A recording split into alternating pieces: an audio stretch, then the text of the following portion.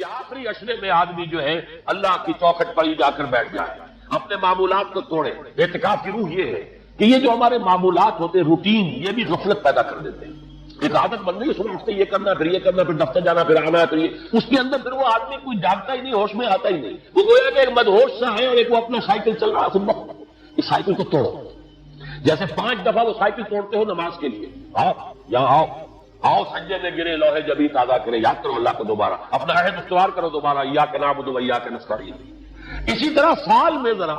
یہ 9-10 دن بھی ایک دفعہ توڑو اپنے روٹین کو، جاؤ وہاں ڈیرا لگا لو مسجد کے اندر اللہ کی دربار، سوائے جو ناگزیر ہوائی جو انسانیاں ہیں، پیشاب وغیرہ کے لیے جانا ہے باہر، جاؤ وضو کرو پھر آ کے بیٹھ جاؤ۔ محض فرحت حاصل کرنے کے لیے نہانے کی اجازت بھی نہیں ہے، وہ تو واجب ہو گیا ہو تو، ورنہ پھر یہ کہ بھیلے بتاتے ہیں ہمارے علماء کہ وضو کی نیت سے جاؤ غسل کر کے آ جاؤ، اس لیے کہ معلوم ہے کہ آج آدمی کی جو عادت بن گئی ہوئی ہے روزانہ نہ نہائے تو طبیعت پہ اثر رہتا ہے، لیکن اسی کو تو توڑنا ہے، اسی روٹین کو تو توڑنا ہے، اجازت نہیں ہے، اصل اجازت نہیں ہے۔ آپ جو ہے جو بھی ناگزیر، ہاں اگر آپ کو فرض کیجیے کوئی ایسی شکل ہو گئی ہے، رات کو آفس سوئے تو ہے، سونے میں بدخوابی ہو گئی ہے، نہانا ہے تو نہاؤ، ٹھیک ہے، غسل واجب ہے، اور یہ کہ پیشاب کی بہانے کی حاجت ہے، جاؤ پوری کرو، وضو کرو، وہاں پر چاہے یہاں سو، یہاں ذکر کرو، یاد کرو، جو کرو کرو یہاں پہ، لیکن اور اس میں بھی خاموشی۔ وہاں ہمارے یہاں آج کل اس کے اندر بھی بڑے لمبے لمبے چوڑے پروگرام شروع کر دیتے ہیں، لوگ بیٹھے ہیں گپ بازی کر رہے ہیں۔ میں نے خود میدان عرفات میں لوگوں کو تاش کھیلتے دیکھا ہے، تاش عرفات میں نے سنا یہاں پر اعتکاف میں تاش کھیلے جاتے ہیں۔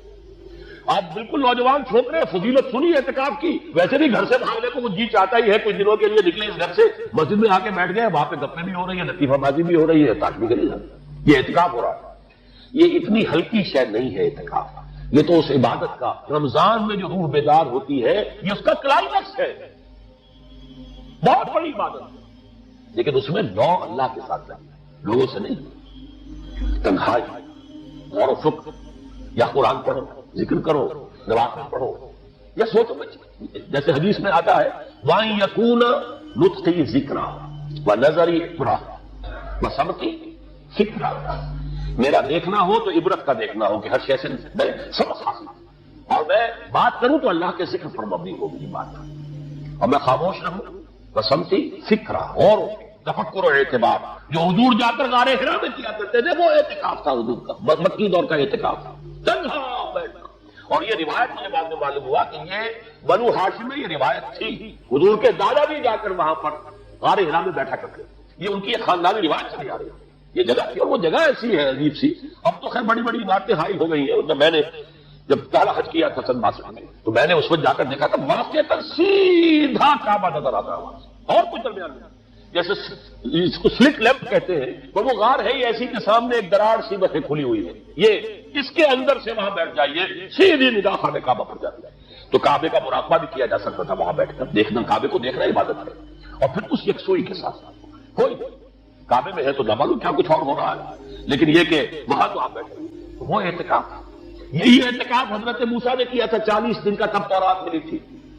یہی 40 دن کا روزہ کیا رکھا تھا، یہ حضرت قرآن میں مذکور نہیں ہے، حضرت موسیٰ کا تو قرآن میں مذکور ہے، حضرت عیسیٰ کا انجیل میں مذکور ہے، 40 روز کا روزہ اور اعتکاف پہاڑوں میں کیا جاتا ہے، تب انجیل ملی، یہی اعتکاف تھا جو حضور کر رہے تھے غار حرا میں، تب قرآن، اقرأ بسم ربک الذی خلق، خلق الانسان من علق، یہ تو اس کا ایک عکس، اس کی ایک جھلک ہونی چاہیے۔ میں نے روح اعتکاف پر بھی ایک زمانے میں ایک تقریر کی تھی، میں نے دیکھا چھپی ہوئی تھی، اب پتہ نہیں کہ اویلیبل ہے یا نہیں، ایک علیحدہ کتاب کی شکل میں بھی تھی۔ ویسے عظمت صیام و قیام رمضان مبارک پر بھی میرا کتاب کیا ہے، عظمت صوم، جس میں کہ پھر میں نے یہ انسان کے دو وجود، اس کے بارے میں بھی خاصی وضاحت کے ساتھ گفتگو کی ہے، وہ بھی میرا کتاب کیا ہے، شاید بات اس پہ ہوں گے۔ تو فرمایا جب تم اعتکاف میں ہو تو ان کے ساتھ مباشرت نہیں کر سکتے، تلک حدود اللہ ہے، یہ اللہ کی حدود ہے، فلا تقربوها، ان کے قریب مت جانا۔ قرآن مجید میں حدود اللہ کے لیے یا تو آتا ہے فلا تعتدوها، یہ اعتداء کہتے ہیں کسی حد کو کراس کر جانا، تجاوز کر جانا، اور جہاں زیادہ احتیاط کی بات ہے وہاں فلا تقربوها، آخری حد کے قریب تک نہ چلے جانا، مبادا کہیں غلطی سے قدم جو ہے ادھر پڑ جانا، جیسے حضور نے حدیث کے اندر بیان فرمایا الا لکل ملک حمل، ہر بادشاہ کی ایک محفوظ چراگاہ ہوا کرتی تھی، اسی کے جانور اس میں چریں گے، کوئی رعیت میں سے کسی کی بھیڑ بکری، کسی کا کوئی جو ہے گھوڑا وہاں نہیں آ سکتا۔ اب اگر کسی کا گھوڑا یا کسی کی بھیڑ بکری چلی گئی، وہ مجرم ہو گیا، پکڑا جائے گا، گردن ماری جائے گی۔ تو انہوں نے فرمایا کہ اللہ کی بھی ایک محفوظ چراگاہ ہے، اللہ کی حما کیا ہے؟ محارمہ، جو چیزیں اس نے تم پر حرام کر دی ان کے قریب نہ جانا. تو دیکھو اگر کوئی چرواہا اپنی بھیڑوں بکریوں کو بالکل آخری حد تک لے جائے گا اس بادشاہ کی جو وہ حد ہے، تو اندیشہ ہے کہ بھیڑیں بکریاں کہیں ایک چھلانگ لگائے اور بادشاہ کی چراگاہ میں داخل ہو جائے. لہذا ذرا فاصلے پر رہا کرو. یہ ہے آخری حد تک نہ جاؤ بلکہ کچھ فاصلے پر رہو. فلا تقربوہا، یہ اللہ کے حدود ہے تو ان کے قریب مت پھٹکو. کذالک یبین اللہ لکم آیاتہ للناس لعلہم یتقون. اسی طرح اللہ تعالیٰ اپنی آیات لوگوں کے لیے واضح کر رہا تاکہ وہ بچیں،